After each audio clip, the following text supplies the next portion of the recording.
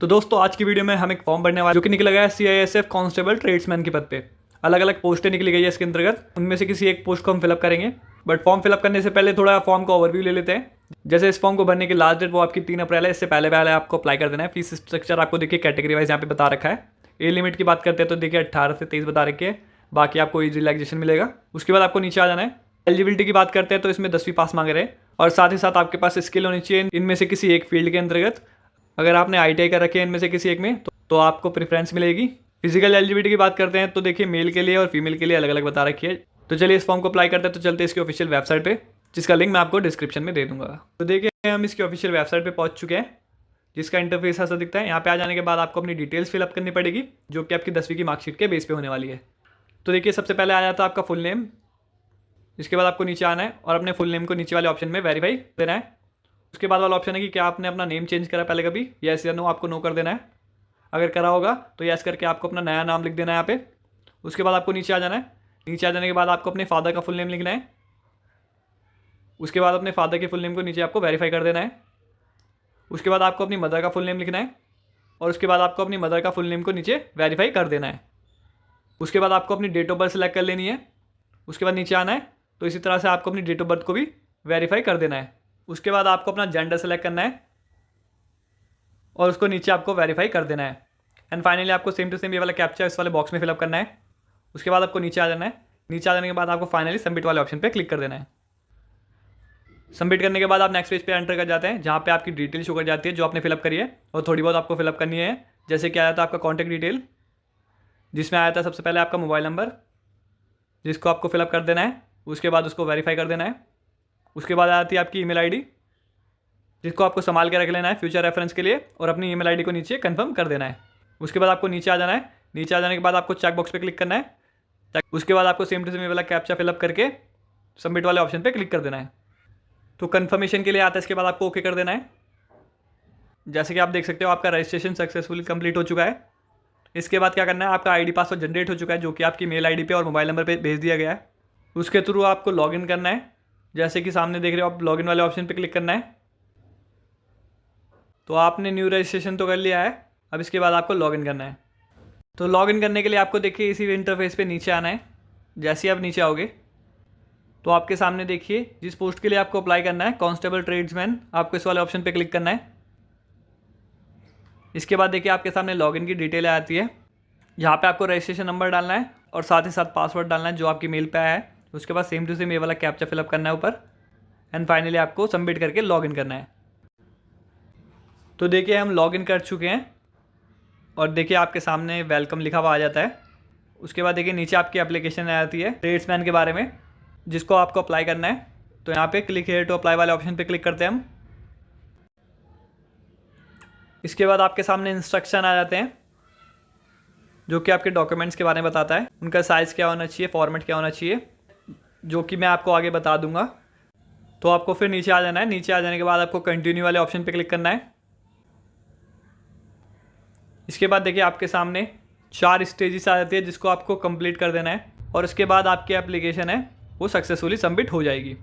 तो देखिए आप अभी एप्लीकेशन फॉर्म वाली डिटेल पे हैं, जिसमें से थोड़ी बहुत डिटेल आपकी ऑलरेडी फिलअप हो रखी है, थोड़ी बहुत आपको फिलअप करनी है। जैसे कि आया था आपकी कैटेगरी, किस कैटेगरी में आपको अप्लाई करना है वो आपको चूज़ कर लेना है। उसके बाद आया था आपका मूल निवास पत्र, कौन से राज्य का है वो आपको सिलेक्ट कर लेना है। उसके बाद वाला ऑप्शन है कि क्या आपने प्रवास कर रखा है अपने मूल राज्य से किसी दूसरे राज्य में। अगर कर रखा है तो यस कर दीजिए, अदरवाइज इसको नो कर दीजिए। अगर आप इसको यस करेंगे तो नीचे देखिए बताना पड़ेगा तो माइग्रेटेड स्टेट, मतलब कौन से राज्य में आप अभी करंटली आए हैं प्रवास करके, वो बताना पड़ेगा यहाँ पे आपको। तो इसको नो कर देते हैं। उसके बाद देखिए जेंडर आपका दिखा रखा है, नेशनैलिटी दिखा रखी है। उसके बाद आता है आपका एक्स सर्विसमैन का, तो यहाँ पे आपको सिविल रहने देना है। उसके बाद आपको नीचे अपनी क्वालिफिकेशन चूज़ कर लेनी है। 10th सेलेक्ट कर लेते हैं। उसके बाद नीचे आना है। नीचे आ जाने के बाद आपको अपना रिलीजन चूज़ करना है। उसके बाद वाला ऑप्शन है जिसको आपको नो कर देना है, ये कम्युनल राइट वाले विक्टिम के बारे में है। उसके बाद अगर आप हिल एरिया से बिलोंग करते हैं तो आपको यस कर देना है, अदरवाइज इसको नो कर देना है। उसके बाद आपको नीचे आ जाना है, जो कि एक्स सर्विसमैन का है, इसको भी आपको नो कर देना है। उसके बाद आता है कि क्या आप CISF में ऑलरेडी पर्सनल है, तो इसको आपको यस या नो अपने अकॉर्डिंग कर देना है, तो यहाँ पे हम नो कर देते हैं। उसके बाद आता है कि क्या आप गवर्नमेंट सेक्टर में एम्प्लॉय हैं, तो इसको भी आपको नो कर देना है। उसके बाद नीचे आ जाना है। नीचे आ जाने के बाद आपको अपना ट्रेड चूज़ करना है कि किस ट्रेड के लिए आपको अप्लाई करना है। तो ध्यान रहे ट्रेड आपको वही चूज़ करना है जो कि आपकी कैटेगरी में हो। कहीं ऐसा ना हो कि आपने कोई ट्रेड चुन लिया, जैसे यहाँ पे कुक चुन लेते हैं, बाद में पता लगता है कि आपकी कैटेगरी में कुक की तो वैकेंसी नहीं है, इस वजह से आपका इसमें सिलेक्शन नहीं हो पाएगा। तो ट्रेड को कैसे देखा जाएगा वो आपको नोटिफिकेशन में पता लगेगा कि आपकी कैटेगरी में कौन से ट्रेड है और उसकी कितनी पोस्ट है, ताकि आप गलती करने से बच जाए। ये मेल और फीमेल दोनों के लिए मैं बता रहा हूँ, तो ये चीज़ आपको ध्यान रख लेनी है। तो ट्रेड के बारे में किस कैटेगरी में कितनी पोस्ट है पता कैसे लगेगा, उसके लिए मैंने ऑलरेडी वीडियो बना रखी है जो आपको आई बटन में मिल जाएगी और साथ ही साथ डिस्क्रिप्शन में मिल जाएगी। तो एक बार उसे देख लेना, उसके बाद ही आपको अपना ट्रेड चूज़ करना है, ठीक है। तो ट्रेड चूज़ करने के बाद आपको अपना विजिबल आइडेंटिफिकेशन मार्क लिखना है। तो यहाँ पे लिख सकते हैं, अगर आपकी बॉडी पे कोई निशान है तो उस जगह का नाम आप यहाँ पे लिख सकते हैं। दूसरा कोई निशान है तो आप उसे ही भर सकते हैं, अदरवाइज़ यहाँ पे आप नन लिख सकते हैं। इसके बाद आपको नीचे आ जाना है, जहाँ पे आपको अपना परमानेंट एड्रेस फिलअप करना है। परमानेंट एड्रेस में आप लिख सकते हो हाउस नंबर, गली नंबर और कौन सी जगह पड़ती है वो लिख सकते हो। उसके बाद नियर बाय पोस्ट ऑफिस क्या है वो लिख सकते हो। उसके बाद आपको अपना राज्य चूज़ कर लेना है। उसके बाद आपको अपना डिस्ट्रिक्ट चूज़ कर लेना है और उसके बाद आपको अपना एरिया का पिन कोड चूज़ कर लेना है। उसके बाद नीचे आ जाना है और नीचे आपको कॉरेस्पॉन्डेंस एड्रेस देना, पत्र व्यवहार का। अगर आप करंटली जहाँ पे रह रहे हैं, अगर आपका परमानेंट एड्रेस और कॉरेस्पॉन्डेंस अलग अलग है, अभी आपको इस वाली डिटेल को फिलअप करना है। अदरवाइज़ आपको क्या करना है, आपको ये वाले चेक बॉक्स पे क्लिक कर देना है। उसके बाद आपको नीचे आ जाना है, इस वाले ऑप्शन को सिलेक्ट करना है जो कि होता है आपका आइडेंटिटी कार्ड। यहाँ पे आप अपना आइडेंटिटी कार्ड चूज़ कर सकते हैं जिसमें फ़ोटो भी हो और घर का एड्रेस भी हो। तो आप अपने अकॉर्डिंग चूज़ कर लेना, जैसे मैं आधार चूज़ कर लेता हूँ। और इसी आइडेंटिटी कार्ड को आपको एग्ज़ाम के टाइम पे ले आना होगा, फ़ोटोकॉपी भी और ओरिजिनल भी। इसके बाद आपको आइडेंटिटी कार्ड का नंबर लिख देना है नीचे। उसके बाद आपको नीचे आ जाना है। नीचे देखिए एक ऑप्शन आ रखा होगा यहाँ पे, जो कि ये वाला ऑप्शन है। इस ऑप्शन में बता रखा है आपकी फ़ोटो पे डेट होनी चाहिए 3 महीने के अंदर अंदर की, तो आपको इसको यस कर देना है। उसके बाद वाला ऑप्शन है कन्विक्शन के बारे में बता रखा है, जिसको आपको नो कर देना है। उसके बाद वाले ऑप्शन को भी आपको नो कर देना है। उसके बाद वाला ऑप्शन है जिसको भी आपको नो कर देना है। उसके बाद आपको नीचे आ जाना है। अगर आपने कोई मेडल जीता हो स्कूल लेवल पे और कॉलेज लेवल पे, तो यहाँ पे आपको उसकी डिटेल फिलअप कर देनी है। डिटेल फिलअप करने के बाद आपको यहाँ पे ऐड अचीवमेंट वाले ऑप्शन पे क्लिक कर देना है। सारी चीज़ें फिलअप करने के बाद आपको नीचे आना है। नीचे आ जाने के बाद आपको चेक बॉक्स पे क्लिक करना है। इसके बाद आपको सेव एंड प्रीव्यू वाले ऑप्शन पे क्लिक कर देना है। तो यहाँ पे आपका डेटा सक्सेसफुली सेव हो चुका है, ओके कर देना है। तो इसके बाद आप एप्लीकेशन प्रीव्यू वाली डिटेल पे आ जाते हैं, जहाँ पे आपको अपनी डिटेल शो कर जाती है, जिसको आपको क्रॉस चेक कर लेना है यहाँ पे कुछ गलत तो नहीं है। अगर सारी चीज़ें ठीक है तो आपको चेक बॉक्स पे क्लिक करना है नीचे। उसके बाद आपको फाइनल सबमिट वाले ऑप्शन पे क्लिक कर देना है। इसको आपको ओके कर देना है। तो इसके बाद आप नेक्स्ट स्टेज पे पहुंच जाते हैं, जहाँ पे आपको अपने डॉक्यूमेंट्स को अपलोड करना है। तो डॉक्यूमेंट्स में आपको क्या क्या अपलोड करना है, देखिए एक आ जाता है आपका एज प्रूफ। उसके बाद आता है आपका 10वीं का मार्कशीट। उसके बाद आता है आपका मूल निवास का सर्टिफिकेट। उसके बाद आते हैं आपकी 3 महीने के अंदर की फ़ोटो, जिसमें डेट भी मेंशन होनी चाहिए। उसके बाद नीचे आया था आपका सिग्नेचर। तो ये सारी चीज़ें आपको अपलोड करनी है और इन सारी चीज़ों के इंस्ट्रक्शन उसके साइड में बता भी रखे हैं। 10वीं का सर्टिफिकेट भी आपको PDF में करना है और इसका साइज़ भी 1 MB के अंदर होना चाहिए।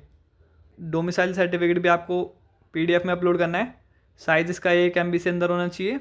उसके बाद आपकी फ़ोटो है जिसका फॉर्मेट JPG है और JPEG है, जिसका साइज़ आपका 20 से 50 KB के अंदर होना चाहिए।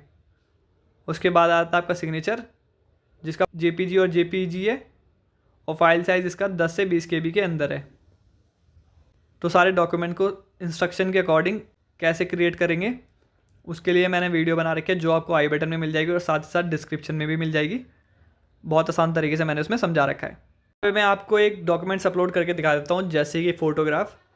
तो चलिए फ़ोटोग्राफ अपलोड करते हैं। तो चूज़ फाइल वाले ऑप्शन पे क्लिक करते हैं।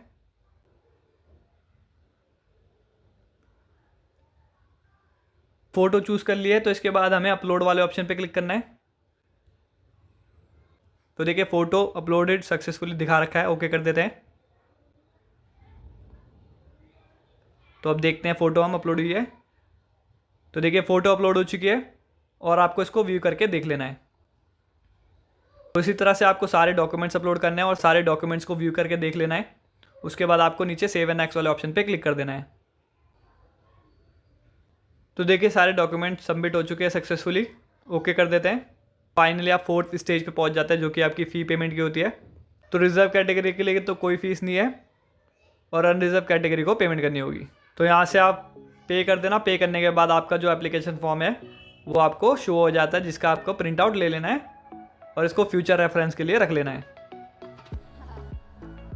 तो यहाँ तक की पूरी वीडियो, अगर आपको वीडियो इन्फॉर्मेटिव लगी होगी तो प्लीज़ इस वीडियो को लाइक कर देना और जाते आते प्लीज़ मेरे चैनल को सब्सक्राइब कर देना। तो मिलते हैं एक न्यू वीडियो में एक न्यू इन्फॉर्मेशन के साथ। तब तक के लिए बाय बाय, टेक केयर।